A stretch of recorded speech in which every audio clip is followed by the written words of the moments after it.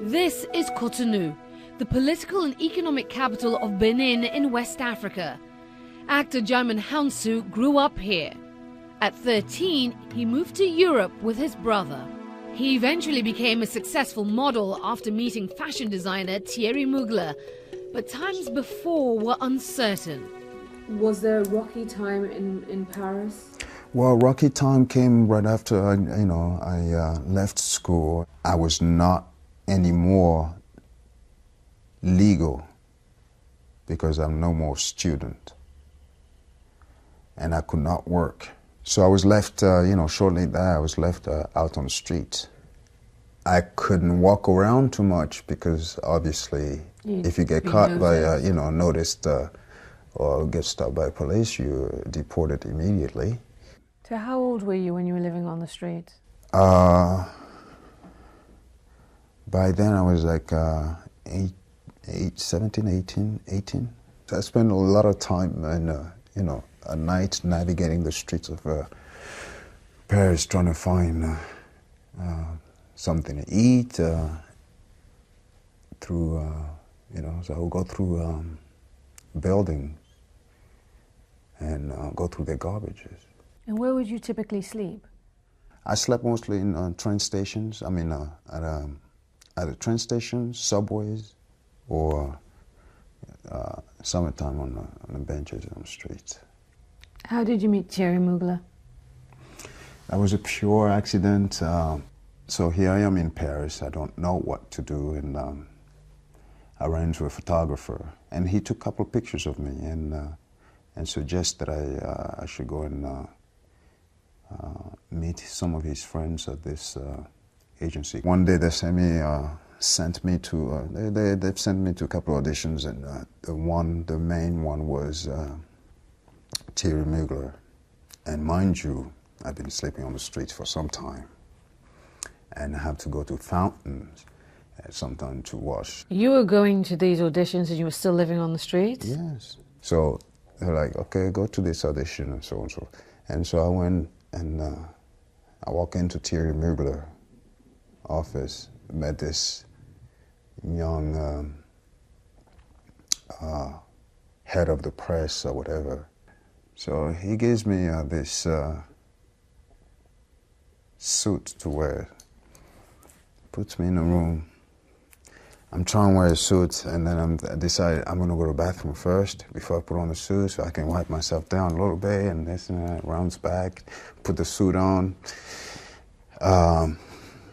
I felt like I was dirtying their clothes. I was going to, dirt their clothes, and, they're going to get their clothes. I said, ooh, so they're going to ruin your work again, getting a job, and then I came out of the room with the suit on. He goes to me, here, no, take the suit off, put this on. It was some sort of leathery... Undergarment. Yes, indeed. Thank you for the word. I put it on, and I come out very uncomfortable, and when I get nervous and comfortable and insecure, I start to sweat because there's so much that's trying to come out, And so I'm sweating, which is not great if you're in a leather undergarment either. No. So I went to see Moolah, and I walk into the room, and he's sitting there with all his, entourage, looking at me, and in French expressing how beautiful I am. The first thing that flashed through my mind is, my goodness, what setting, what am I doing? My mom's gonna look at this and think, wow, what in the world? I brought my child to this, and he's gonna, is this what he's gonna become? What I'm becoming is like, and you have to understand, Moolah was, at the time, he was one of the greatest, designers of Paris. So there was kind of like few things. There was a conflict, even though... Oh, it was not a happy day, no. It was like full of conflict. But it kicked off your modeling career. It totally kicked off my modeling career. I actually came with him in America with him first time, you know, to continue doing his artwork, his book. And that was your first trip to America? That was my first trip to America. Did you come here wanting to act? Yes, directly. Within less than a week I was here, I met a very, you know, one of the greatest directors of today, David Fincher.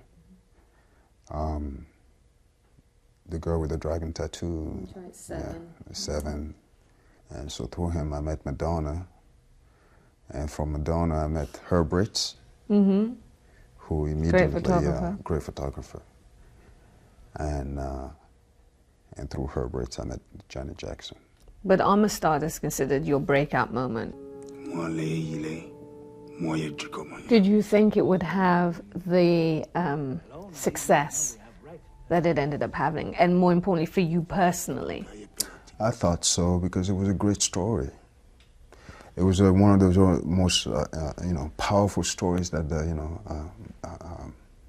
about Africans, that defines African Americans, legacy, and that a lot of people were shy about wanting to hear or wanting to see. Yeah. How did your life change with that film? Oh, dramatically. I mean,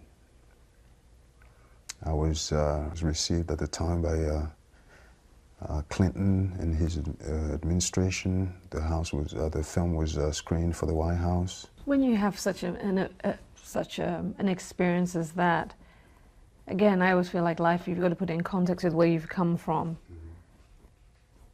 You're being received by the president. You slept in a shack with no windows, no doors, and mosquitoes. You slept on the streets in Paris. And then fast forward, you're meeting the president. You're having these people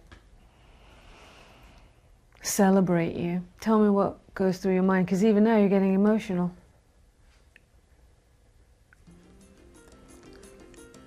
It was a great journey.